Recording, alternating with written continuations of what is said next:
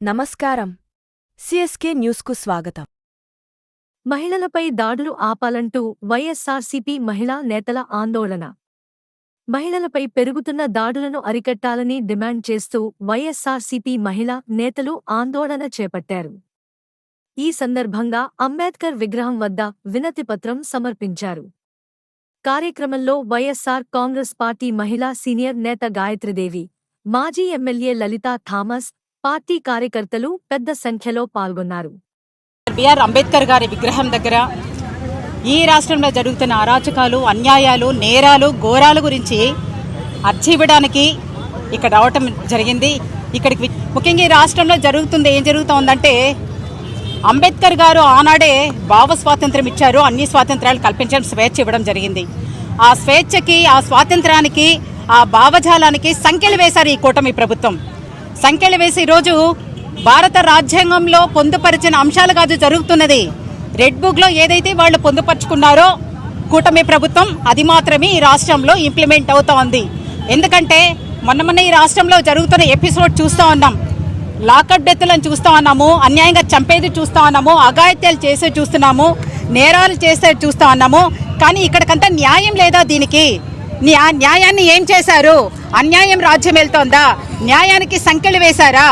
Police department కూడా ఏం చేస్తూ ఉంది అంటే, ప్రతిపక్షానికి ఒక న్యాయం, రూలింగ్ పార్టీకి ఒక న్యాయమా?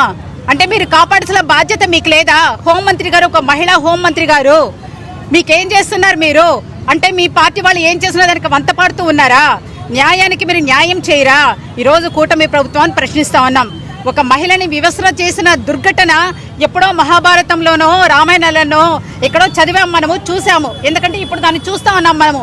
ఒకవేళ సోషల్ మీడియాలో చూడొచ్చు, లేకపోతే సినిమాలో చూడొచ్చు, ఇంకొక రకంగా చూడొచ్చు. కానీ ఈ రాష్ట్రంలో, ఈ కూటమి ప్రభుత్వంలో మాత్రమే ఇలాంటి అఘాయిత్యాలు జరుగుతూ ఉంది, ఇలాంటి నేరాలు జరుగుతూ ఉన్నాయి. దయచేసి ఒకటే కూటమి ప్రభుత్వాన్ని హెచ్చరిస్తా ఉన్నాం. నిజంగానే వైఎస్ఆర్సీపీ పార్టీ తరఫున ఇలాంటి ఇంకా మీదట ఇలా చేస్తే, ఇలాంటి కార్యక్రమాలు చేస్తే మా నాయకుడు కాదు, మేం కాదు, అందరు ఈరోజు ప్రజలు కూడా ఎదురు తిరిగే రోజులు ఆసన్నమైనాయి. కాబట్టి మేల్కోండి, ఇప్పటికనే న్యాయం చేయండి, న్యాయానికి సంఖ్యలు వేయొద్దండి, న్యాయాన్ని సమాధి చేయొద్దండి ఈ కూటమి ప్రభుత్వాన్ని హెచ్చరిస్తూ, ఖచ్చితంగా మహిళలకి అండగా ఉండాల్సిన బాధ్యత తీసుకోండి. లేకపోతే ఈరోజు మా మహిళల దగ్గర ఇచ్చేయండి, మేం చూసుకుంటాం ఈ రాష్ట్రాన్ని.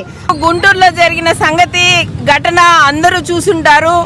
సోషల్ మీడియాలో వైరల్ అయింది. వైరల్ అయిన తర్వాతే అందరికీ తెలిసొచ్చింది అని అనుకుంటున్నాను. మరి గుంటూరు నడిబొడ్డున ఒక మహిళ వాటర్ బోర్ గురించి కూటమి నాయకుల్ని అడగడం జరిగింది. ముఖ్యంగా కూటమి నాయకులు అనడం కంటే తెలుగుదేశం పార్టీ నాయకుడిని ప్రశ్నించడం జరిగింది. మరి నడి రోడ్డున అర్ధరాత్రుల్లో ఆ మహిళ రోడ్డు మీద వెళ్తుండగా నాయకులు, తెలుగుదేశం పార్టీకి సంబంధించిన ఆ నాయకుడు, వారి కుటుంబ సభ్యులు అందరూ ఆ మహిళని వివస్త్రణ చేసి, టోటల్గా బట్టలు లాగేసి మరి తనను కొట్టి చంపడానికి ప్రయత్నించారు. మరి చుట్టుపక్కల ఉన్న ఇళ్లల్లో వాళ్ళు పరిగెత్తుకొని వచ్చి తనకు బట్టలు అందించడం జరిగింది. మనమేమన్నా మహాభారతం నాటి దుశ్శాసన పర్వం చేయాలి అని కూటమి ప్రభుత్వము సంకల్పించి ఈ విధంగా మహిళల్ని నడి రోడ్లో వివస్త్రణ చేస్తున్నారా? మరి ఇంత జరిగినా నో కేస్. పోలీస్ స్టేషన్కి వెళ్తే రాజీ ప్రయత్నాలు. ఈ రాజీ ప్రయత్నాలు చేసిన పోలీస్ డిపార్ట్మెంట్ వాళ్ళు ఎవరు అనేది తేల్చాల్సిన అవసరం ఉంది. ఏ కేసు పోలీస్ స్టేషన్కి వెళ్ళినా ఫస్ట్ ఈ వార్డుకి సంబంధించిన వాళ్ళు, తెలుగుదేశం పార్టీ నాయకులకి ఒక ఫోన్ కాల్ పోలీస్ డిపార్ట్మెంట్ నుంచి, మీకు సంబంధించిందా, మీకు వ్యతిరేక కేసా?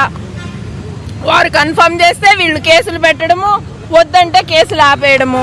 మరి అలాగే కావలిలో ఒక గిరిజన మహిళ తనని అఘాయిత్యానికి గురిచేసి తను కేసు పెట్టడానికి వెళితే ఎంత నానా మాటలు దుర్భాషలాడి మళ్ళీ పోలీసు వారే రాజీ యత్నాలు.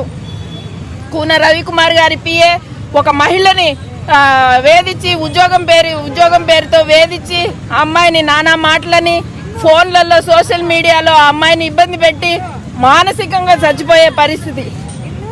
అయినా కానీ నో కేసు.